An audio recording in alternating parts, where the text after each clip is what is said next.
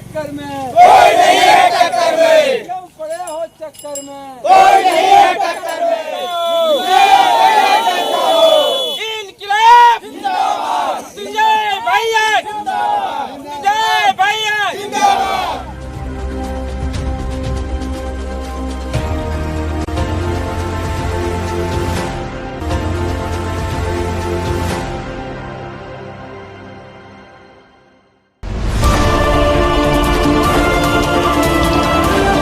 पड़े हो चक्कर में, कोई नहीं है टक्कर में, क्यों पड़े हो चक्कर में, कोई नहीं है टक्कर में।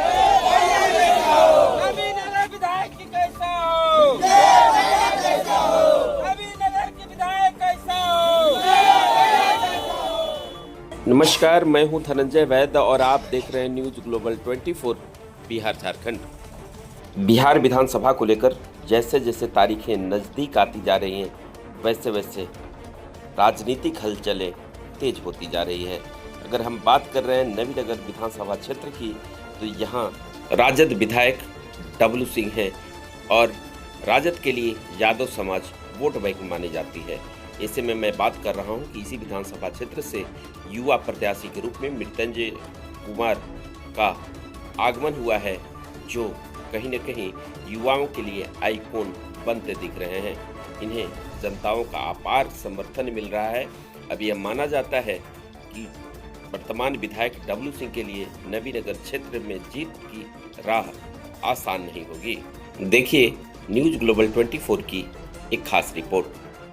क्यों पड़े हो चक्कर में, कोई नहीं है टक्कर में, क्यों पड़े हो चक्कर में, कोई नहीं है टक्कर में। कैसा हो,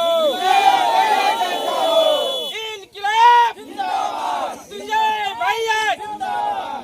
बिहार क्या बोलिए तो पूरा नॉर्थ इंडिया जातिवाद के नाम पे वोट दे देना है। जब जातिवाद के नाम पे वोट दीजिएगा तो विकास कहाँ से मिलेगा? चाहे कोई किसी भी जात के बारे में बोल रहा है, हर जात एक एक पार्टी चुन के रख लिया है। हर जात, कोई एक जात आके बोले कि नहीं मेरा पार्टी चुन के आप वोट कर रहे हैं तो आप तो विकास कहाँ होगा? आप तो आपके जाति के नेता के पास लोग जाएंगे, उनको मान मनोबल करके उनका टिकट लेंगे, फिर आपके पास आएंगे, आपको मानसिक गुलाम समझ के आप वोट लेंगे, आपको मानसिक गुलाम समझेंगे वो लोग। 8 दिन पहले हम प्लान किए हैं, 4 दिन हुआ है, 4 दिन पहले हम सच्चाई बोल के लोग हमको बहुत ये कर दिए कि नहीं बाबू लड़ो, तुम्हारे जैसे लड़का की जरूरत है, आओ लड़ो। और हमारे अंदर समाज सेवा का भावना बहुत है। विपक्ष में हड़कंप मच गया, ऐसा क्यों? शायद उनको डर होगा कि जनता का हम काम नहीं किए हैं, कोई नया लड़का आएगा अगर बढ़िया जनता के विश्वास पे खरा उतरने वाला, जनता को भरोसा दिलाने वाला, शिक्षित और जनता का काम करने वाला लड़का आएगा तो शायद हमें हरा दे, इसका डर होगा। जी जी आरजेडी के अभी वर्तमान विधायक भी हैं, जी जी। ऐसे में क्या प्रतिक्रिया हो सकती है? उनके बारे में क्या मैं बोलूं, किसी के बारे में हम ये नहीं बोल सकते हैं। बस हम ये बताना चाहते हैं कि आरजेडी के जो विधायक है वो पिछड़े समाज के लिए हमारे लिए क्या किए हैं वो हमको बता दें कि हमारे समाज को, हमारा समाज ही खुश नहीं है। जब आप पिछड़े के नाम पे नेता हैं, आप पिछड़े का बात पहुंचाने के लिए आप अगर विधानसभा में गए हैं और आपका पिछड़ा समाज ही खुश नहीं है, पिछड़ा समाज ही आपसे खुश नहीं है तो आप सफल नहीं है फिर अपने इसमें काम में। नहीं, अभी तक किसी पार्टी को अप्रोच नहीं किया, ना कोई पार्टी, किसी पार्टी ने हमसे अप्रोच किया। मेरे विचारधारा से अभी तक कोई पार्टी ऐसा मेरे विचारधारा में सेट फिट नहीं बैठता है कि हम मतलब जाएंगे तो ये कोई मतलब पार्टी है कि हम उसका पूरी तरह से डिफेंड उसको कर सकते हैं। कुछ ना कुछ प्रॉब्लम हमको दिखता है सारी पार्टी में, तो अभी तक हम कोई डिसाइड नहीं किए हैं। अभी ये नए जो हमारे बिहार में प्रशांत किशोर जी आए, उनके विचारधारा से मैं प्रभावित हूँ, लेकिन अभी मैंने उनका पार्टी ज्वाइन करने का, उनके पार्टी से चुनाव लड़ने का कोई फैसला नहीं लिया। मैं निर्दलीय ही लड़ूँ। जब आगे बढ़ गया, बहुत गरीब घर का लड़का है, बहुत बचपन से संघर्ष किए हैं। जब कॉलेज में दिन में कॉलेज करते थे, रात को हम सिक्योरिटी गार्ड का नौकरी करते थे, तो वो लड़का लगता है कि घामा से धूप से पानी से भाग जाएगा। जो आएगा आगे देखेंगे। जब जंग में आ गए हैं तो लड़ेंगे।